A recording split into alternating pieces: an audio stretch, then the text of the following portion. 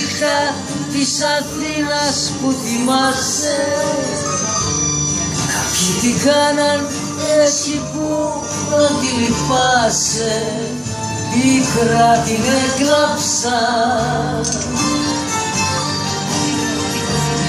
Για να σπάσω τη μιζέρια και τον δρόμο, ψήφισα μόνη μου ένα δικό μου νόμο κι όλα τα ξεγράψα.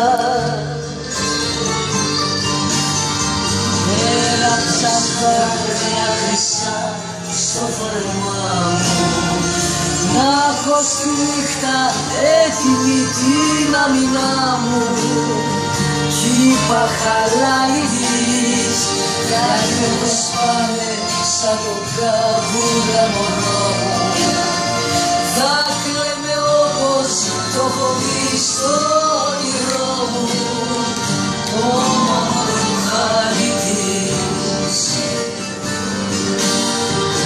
Πόσα και πόσο αντέχει ο άνθρωπος να ζήσει, η νύχτα ξέμεινε απόλυτα τρελά.